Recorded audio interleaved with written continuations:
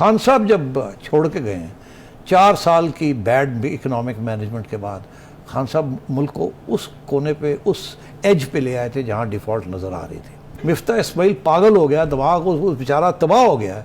उसने मिनिस्ट्री अपनी गवा दी ये कह के कि डिफ़ॉल्ट सर पे आ गया, श्रीलंका बनने वाले हैं और अब हमें कुछ इकदाम करने पड़ेंगे। उस वक्त नवाज शरीफ साहब ने यह फैसला किया, नहीं हमने करना है। पाकिस्तान की एस्टैब्लिशमेंट ने फैसला किया हमने करना है, ये कुर्बानी देनी पड़ेगी अपनी आज़ादी के लिए, और अगर डिफ़ॉल्ट की तरफ जाते हैं तो वो भी निपट लेंगे, हम देख लेंगे। तो खड़ा होने वाला तो नवाज शरीफ था उस वक्त तो इमरान खान साहब तो खड़े नहीं हुए। उस वक्त इमरान खान साहब थे भी नहीं सीन पे, इनके लिए तो एक वोट नहीं पड़ता था उस वक्त। तो जिस शख्स ने उस वक्त खड़ा हुआ तो वो क्या आज वो उस उसूल को छोड़ के कहीं इस मुल्क को डिफ़ॉल्ट होने देगा? और अगर डिफ़ॉल्ट की तरफ आप जाते हैं तो रोक नहीं सकता, तो क्या वो फिर भी लेट जाएगा आगे आके? उस वक्त तो नहीं लेटा था वो। लेकिन अब जो खान साहब हैं वो तो कह रहे हैं कि अगर डिफ़ॉल्ट की तरफ जाएंगे तो कोई सरमायाकारी नहीं करेगा, और अगर हम दिवालिया हो जाते हैं तो कोई हमारी मरेगा बगैर कीमत के।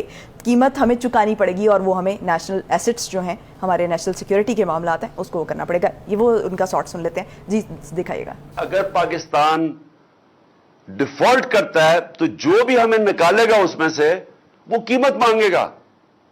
मुफ्त कुछ नहीं होता। वो अमेरिकन कहते हैं there is no free lunch, कोई मुफ्त में मदद नहीं करेगा।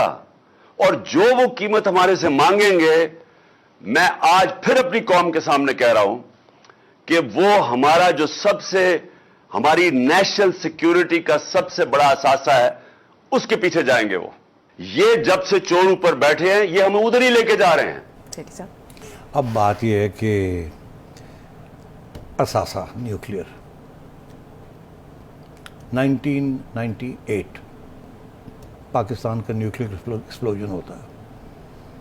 अमेरिका बादशाह और सारी दुनिया इकट्ठे होके आपके ऊपर सैंक्शंस लगा देते हैं, आप डिफ़ॉल्ट खड़े हो जाते हैं, आपका रुपया 40 से 60 रुपए पे चला जाता है, डॉलर। आपके फॉरेन करेंसी अकाउंट्स फ्रीज हो जाते हैं। लोगों को याद नहीं है, हमें तो याद है ना तारीख में क्या हुआ। अमेरिका कहता है नवाज शरीफ को कि आप एक्सप्लोजन मत करें। ये एक्सप्लोजन से पहले ये सब कुछ होना शुरू हो गया, क्योंकि इंडिया ने एक्सप्लोजन की, फिर 10-15 दिन थे हमारे लिए, तो हम सोचों में थे करें या ना करें। उस वक्त नवाज शरीफ साहब ने ये फैसला किया, नहीं हमने करना है। पाकिस्तान की एस्टैब्लिशमेंट ने फैसला किया हमने करना है, ये कुर्बानी देनी पड़ेगी अपनी आज़ादी के लिए, और अगर डिफ़ॉल्ट की तरफ जाते हैं तो वो भी निपट लेंगे, हम देख लेंगे। तो खड़ा होने वाला तो नवाज शरीफ था उस वक्त तो इमरान खान साहब तो खड़े नहीं हुए। उस वक्त इमरान खान साहब थे भी नहीं सीन पे, इनके लिए तो एक वोट नहीं पड़ता था उस वक्त। तो जिस शख्स ने उस वक्त खड़ा हुआ तो वो क्या आज वो उस उसूल को छोड़ के कहीं इस मुल्क को डिफ़ॉल्ट होने देगा? और अगर डिफ़ॉल्ट की तरफ आप जाते हैं तो रोक नहीं सकता, तो क्या वो फिर भी लेट जाएगा आगे आके? उस वक्त तो नहीं लेटा था वो। तो ऐसी कोई ख़तरा नहीं है। अलबत्ता खान साहब जब छोड़ के गए हैं 4 साल की बैड इकोनॉमिक मैनेजमेंट के बाद, खान साहब मुल्क को उस कोने पे, उस एज पे ले आए थे जहाँ डिफ़ॉल्ट नज़र आ रही थी। इसीलिए पहले साल कहा मैंने IMF नहीं करना, अगर कर लेते तो अगले 2 साल ये पहला साल मुश्किल गुजरता, फिर ठीक हो जाता, नहीं किया। और दूसरे साल किया भी और नहीं भी किया। तीसरे साल फाइनेंस मिनिस्टर्स चेंज होते रह गए। चौथे साल जाके शुरू में इन्होंने कहा हम साइन कर देते हैं। Maximum mother of you turns लिए इन्होंने, लेके साइन करने गए, जब पता चला मैं निकलने लगा तो साइन तोड़ दिया और कहा मैं नहीं करता। तो उस वक्त हम डिफ़ॉल्ट में थे। मिफ्ता इस्माइल पागल हो गया, दिमाग उस बेचारा तबाह हो गया। उसने मिनिस्ट्री अपनी गवा दी ये कह के कि डिफ़ॉल्ट सर पे आ गया, श्रीलंका बनने वाले हैं और अब हमें कुछ इकदाम करने पड़ेंगे। अगर ये इतनी इनकी मुहिब्बुल वतनी ना होती ऑनेस्टली, और ये इसी किस्म के चोर होते, जब जिस तरीके से इमरान खान साहब उनको पेंट कर रहे हैं, तो वो तो कहते हैं हम जा रहे हैं घर, आप केयर टेकर्स ले आएँ, वो IMF साइन कर दें और वो ये मुश्किल फ़ैसले कर दें।